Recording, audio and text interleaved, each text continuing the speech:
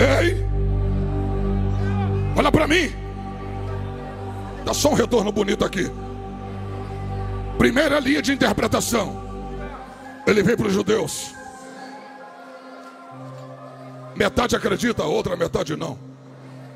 Segunda corrente de interpretação. Jesus voltou, arrebatou a igreja e agora volta para livrar Israel da mão do anticristo, do falso profeta e de Satanás, e se apresentar para eles como seu Messias. Porque a igreja aguarda o noivo, Israel, o Messias.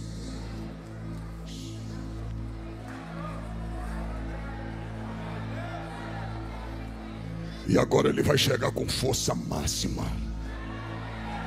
Ei, olha para mim. Essa é pelo menos uma ou duas das muitas correntes de interpretação. Mas seja qual seja a interpretação do texto, seja a primeira ou a segunda, a verdade é que tem coisas que não vai chegar ao nosso entendimento de forma plena, pastor Joab. Não chegará. Mas há verdades implícitas, Amanda. Há verdades no texto que não passarão despercebida. Há exemplos dados para nós. Seja qual interpretação esteja mais correta e de qual linha interpretativa seja, a verdade é que o texto deixa exemplos claros de vigilância e prudência. Havia naquela época pelo menos 3 estágios de um casamento. Repita comigo, 3 estágios. O primeiro estágio chamava-se Shidduchim. Shidduchim significa arranjo. Era onde o pai da noiva, os pais da noiva e também os pais do noivo se encontravam e avaliavam entre si as questões familiares, as questões religiosas e algumas questões até para saber quem era, da onde vinha a pretendente e que de fato quem era o futuro esposo de sua filha. O segundo estágio era chamado de Kiddushim. O primeiro Shidduchim, o segundo Kiddushim, que significa santificação. Ou repita comigo, noivado formal. Diga, noivado formal. Olha para cá, geralmente o noivo entregava um anel para a noiva. Entregava o quê? E quando ele colocava o anel, quando ele entregava o anel para a noiva, ele dizia uma palavra extraordinária: tu estás santificada para mim.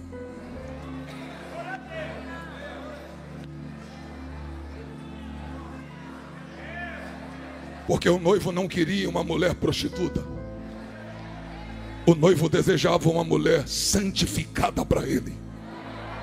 Não, você não pegou. Se santifica para mim. Porque quem vai casar com você também é puro. Quem vai casar com você também é santo.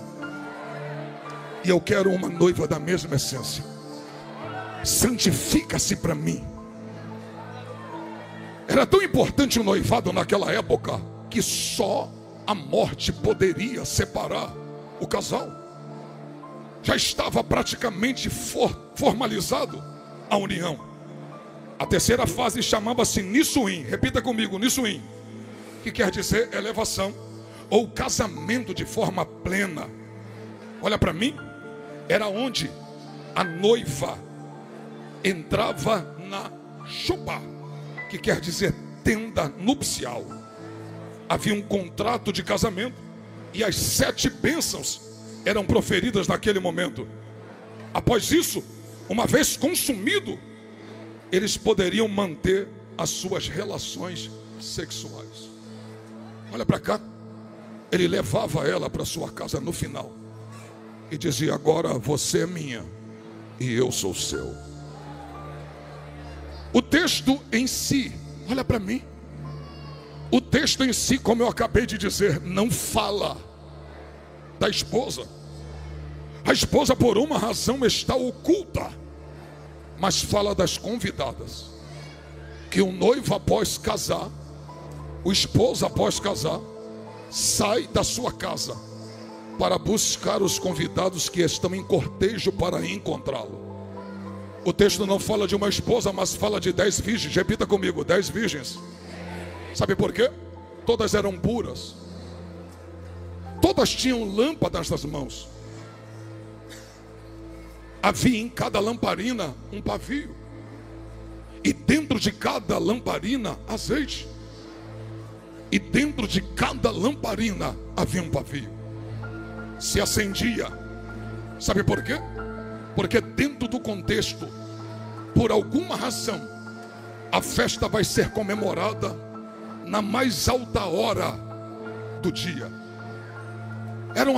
Era quase chegando a madrugada, quase a viração do outro dia. Já estava noite. A noite já havia chegado. E elas fizeram, sabe o quê?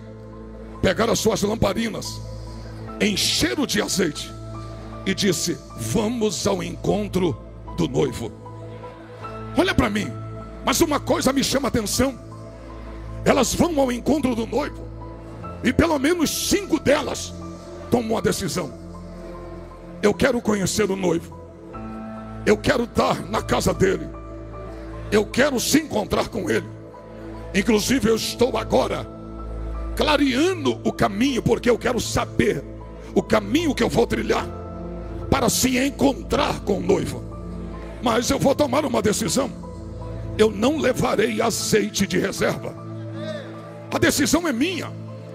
Já as prudentes disseram: a nossa lâmpada é igual, nossa conduta também é igual, nossa reputação também é igual, vestes iguais, desejos iguais, endereço igual, casa do noivo, se encontrar com o noivo, lamparinas iguais. Mas as prudentes vão levar azeite de reserva. Repita, de reserva. Olha para mim. As prudentes sabiam que as nécias não levavam, e as nécias sabiam que as prudentes levavam azeite. 5 prudentes sabiam que as outras 5 tinham lamparina, mas não tinha reserva. 5 loucas sabia que as nécias, que as prudentes tinha lamparina e tinha reserva. Agora olha para cá. Nem por causa disso, as prudentes olhando para as loucas e disseram: mesmo vocês não possuindo o que a gente possui, nós aceitamos caminhar com vocês. Caminharemos para o mesmo lugar, para o mesmo endereço, com o mesmo objetivo, mas nós decidimos levar azeite de reserva, porque ele pode voltar agora, como também não pode. Por isso, se ele demorar a voltar, nós estaremos preparados para continuar mantendo a lamparina acesa. Ele pode não chegar agora, mas a lamparina vai permanecer acesa. Olha para cá. Primeira lição que eu aprendo: as prudentes sabiam que as loucas não tinham azeite que elas possuíam de reserva, mas mesmo assim decidiram caminhar juntas. É a primeira lição. Não eram em condutas, eram a mesma, em lamparinas eram iguais, mas no que tange ao que ninguém vê, ao azeite que ficava dentro da lamparina, eram diferentes. Porque a diferença não estava no estereotipo, porque lâmpada todo mundo via, vestimenta todo mundo via. E olha para cá. Se o texto fala que eram virgens, porque todas elas tinham testemunho e reputação. Seguiram para a casa do noivo com reputação, com lamparina que todo mundo vê, com vestimentas que todo mundo vê, mas só 5 tinham o que ninguém via.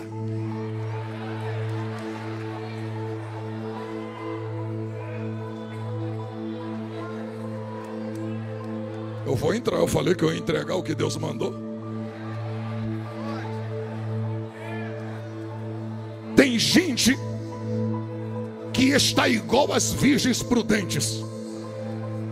Você sabe quem é ele?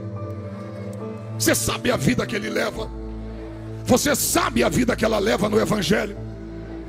Mas mesmo assim você senta do lado dele no púlpito. Mesmo assim você congrega na mesma igreja que ele.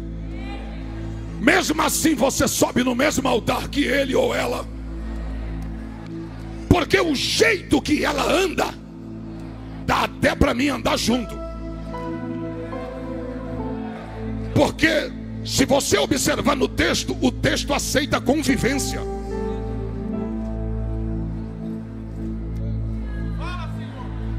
Porque tem gente no evangelho que dá para conviver. Tem gente na igreja que dá para conviver com ele. Olha para cá. Só que elas tomaram uma decisão: ando com vocês, mas não serei como vocês. Eita glória. Dá uma olhada para o teu irmão e diga assim: anda com joio, mas não seja joio. Anda com o bode, mas não seja bode. Que é isso, trovão? Jesus não deixa eu andar com joio. Deixa sim, Senhor.